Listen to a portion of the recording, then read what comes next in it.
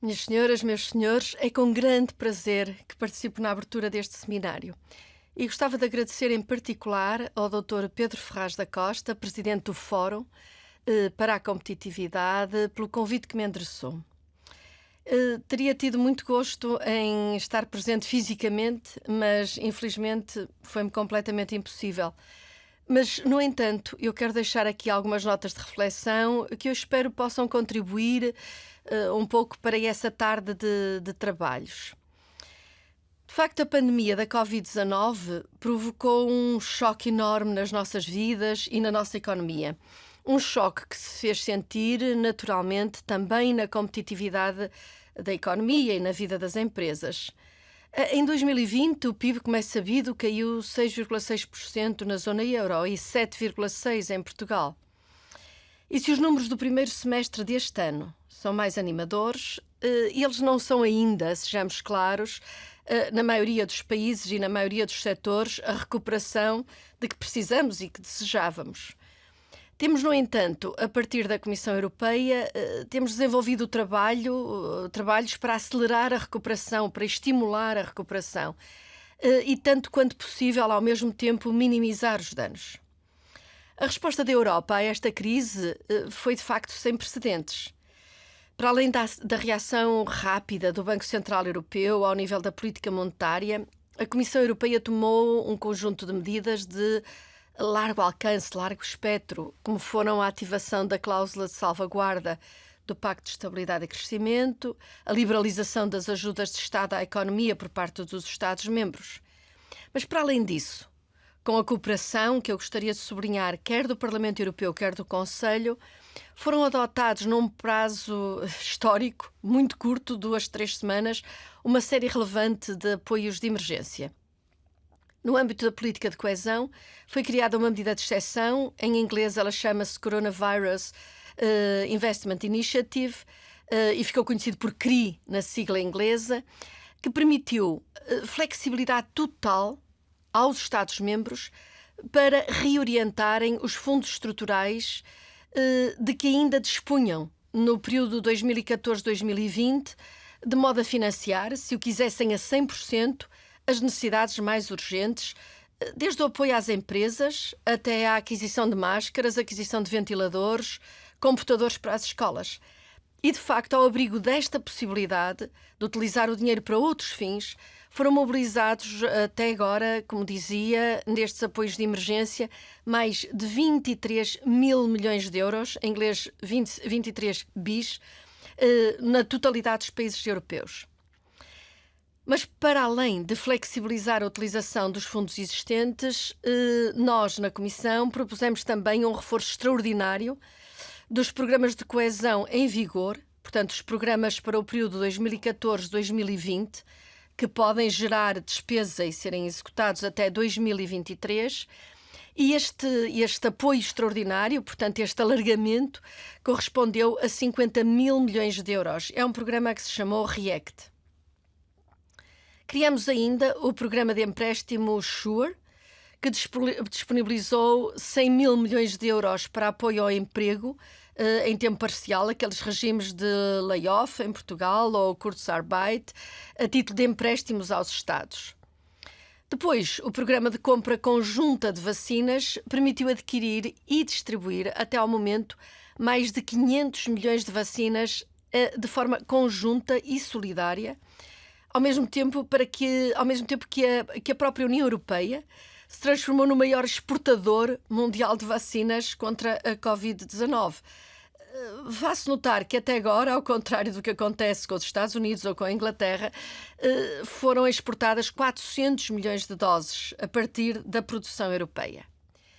E completamos estas medidas de emergência social e sanitária com um programa, aquele que neste momento é muito conhecido, extremamente ambicioso, de apoio à recuperação económica, chamamos-lhe Next Generation EU, e ele veio reforçar o orçamento comunitário em 800 mil milhões de euros, levando aquele, digamos, somando o plurianual com este extra, atinge 2 bilhões de euros, estou a falar de 2 milhões de euros, e portanto 2 trillion em inglês, através de uma, enfim, também histórica emissão de dívida em larga escala por parte da Comissão Europeia, exatamente para estimular um relançamento.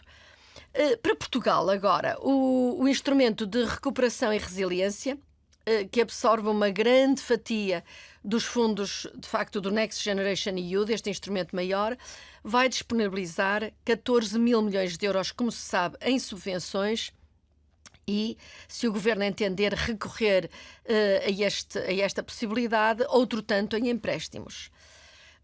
O REACT-EU, o outro programa da política de coesão, aquele tal extra de que falei há pouco, também é financiado pela emissão de dívida, pelo Next Generation EU, e reforçou o Portugal 2020 com 2 mil milhões de euros adicionais. E o Portugal 2030, que vai canalizar os fundos estruturais para o período 2021 até 2027, terá um financiamento europeu de 24 mil milhões de euros. Em inglês, 24 bis. Isto significa que Portugal, nos próximos 7 anos, vai dispor de um volume financeiro de apoio a fundo perdido de cerca de 40 mil milhões de euros, 40 bis, o que representa um volume financeiro anual médio de quase 6 mil milhões, quando, no atual quadro, o valor médio anual de apoio era sensivelmente de metade. No entanto, como o PRR, o Programa de Recuperação e Resiliência, se vai concentrar no período que termina em 2026, isto significa que nos próximos 4 anos a intensidade do apoio vai quase triplicar relativamente àquilo que era a rotina de gestão do passado. Mas acrescem ainda os fundos de apoio à produção agrícola e os que são geridos centralmente pela Comissão Europeia, como o Horizon ou Horizonte 2020, o InvestEU, ou Europa Digital. Isto é, trata-se de montantes muito substanciais que ficam à disposição das empresas e da administração pública durante a próxima década. São, por isso, uma enorme responsabilidade. Mas, como tenho dito frequentemente, independentemente das referências aos números que são indispensáveis, mas os fundos não são um fim, são um meio que deve ser posto ao serviço de uma visão e de uma estratégia de desenvolvimento que tem de ter prioridades claras, objetivos bem definidos, que enquadrem reformas e investimento, quer público, quer privado. Isto requer que a sociedade portuguesa e europeia, aliás, isto vale para todos os países, se mobilize na clarificação desses objetivos e também na discussão do modo de os atingir. Daí a importância de debates como o de hoje, com atores-chave para a execução de um dos objetivos fundamentais que essa visão para Portugal terá de alcançar. E essa é um aumento robusto da competitividade da sua economia, assente na inovação, nas oportunidades geradas pela transição verde e partilhada de forma equilibrada pelo território nacional. Portugal foi o primeiro país a submeter o seu plano de recuperação e resiliência e esteve também no primeiro grupo de planos aprovados pelo Conselho na semana passada, após uma primeira avaliação positiva por parte da Comissão Europeia. É agora a altura de Portugal estruturar também as suas propostas em termos de aplicação a dar aos fundos de coesão, o tal Portugal 2030. É que se trata de 24 mil milhões de euros de subvenções a serem utilizados até 2027, com possibilidade de reembolsos até 2029. Seria incompreensível que 2 instrumentos de apoio ao desenvolvimento tão poderosos como o PRR e o Portugal 2030 fossem utilizados de forma dissonante ou contraditória. Há, pois, que encontrar não apenas sinergias e efeitos multiplicadores entre os 2 instrumentos, mas também e, sobretudo, complementaridades, tendo presente o enfoque na competitividade das empresas e da economia, a aposta na digitalização, na transição climática e a correção das assimetrias no desenvolvimento interno. Objetivo este que é, afinal, o que justifica a existência de uma política de coesão. Uma forte coesão social e territorial é um elemento central ao conceito de desenvolvimento em si e ao reforço da resiliência da economia e da sociedade, como aliás o evidenciam através de uma assumida multipolaridade os países considerados mais desenvolvidos, independentemente até do seu tamanho. Coesão social, pois não é aceitável que uma parte substancial da população não tenha os meios e as oportunidades para ter uma vida condigna, nem as condições para participar ativamente e construtivamente no processo de desenvolvimento. Note-se que em Portugal, em 2019, isto é, antes da pandemia, 21,6% da população vivia em risco de pobreza, incluindo 11% dos trabalhadores. São números que urge reverter. Coesão territorial também, pois todas as regiões do país têm de dar a sua contribuição para o crescimento económico, para a criação de emprego e geração de riqueza. Insisto neste ponto, pois o desenvolvimento e, consequentemente, as políticas que o estimulam têm de incluir uma componente territorial que permita descobrir, isto é, desencravar e desenvolver as potencialidades das diferentes regiões. Importa reconhecer, estudar os distintos focos de competitividade da economia portuguesa, capitalizando tanto nos vetores já consolidados, como abrindo espaço e estímulo a atividades e iniciativas vindas de novos empreendedores ou de fora de zonas geográficas já congestionadas. Nessas zonas, as deseconomias de aglomeração sobrepõem-se aos efeitos de difusão de crescimento que são teoricamente esperados desses grandes centros. Este momento histórico constitui um repto a toda a sociedade portuguesa, incluindo em particular aos membros do Fórum para a Competitividade, isto é, aos empresários e empreendedores que o integram ou que direta ou indiretamente estão aqui representados. Enfrentamos, de facto, um duplo desafio, uma transição energética para fazer face à emergência ecológica e, por outro lado, uma transformação digital que afeta todos os elementos da nossa vida. E temos de responder a estes desafios renovando as bases da economia, tornando-a mais competitiva e assegurando-nos que, neste processo, não ficam para trás partes substanciais do território, ou melhor, das pessoas que lá vivem, nem da sociedade. Atingir este objetivo dependerá em muito da capacidade de reformar e inovar por parte do setor público e por parte do setor privado.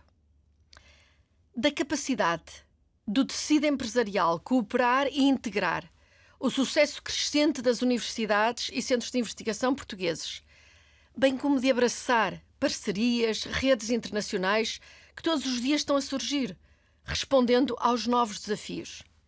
Podia citar aqui vários exemplos de sucesso a este nível. Importa multiplicá-los. E importa que os fundos estruturais e os apoios do Plano de Recuperação e Resiliência e dos programas europeus, os tais que referi, que não têm envelopes nacionais, o Horizonte Europa, o InvestEU ou o Novo Europa Digital, sejam aproveitados e aplicados exatamente para acrescentar valor, abrir novas competências, promover investimento reprodutivo, emprego e dinâmica empresarial. Os fundos têm de respeitar um princípio fundamental, que é o princípio da adicionalidade em relação aos Estados. E eles devem servir para reformar, inovar e investir estrategicamente e não para substituir despesa corrente. E o mesmo se deve aplicar aos destinatários dos fundos quando eles são empresas.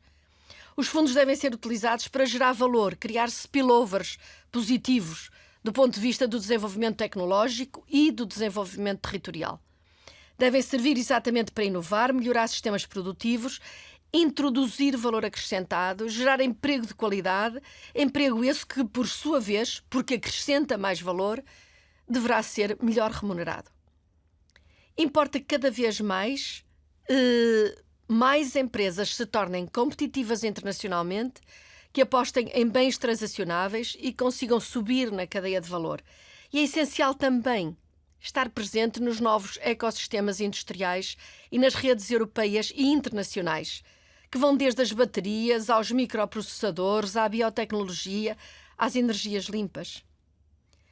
E tal só será possível através de uma aposta na qualificação e capacitação de toda a cadeia produtiva e também do seu contexto, a começar pela qualificação da administração pública, mas passando pelas universidades, pela qualificação dos centros de investigação, dos centros tecnológicos e, naturalmente, dos trabalhadores, dos gestores e dos empresários.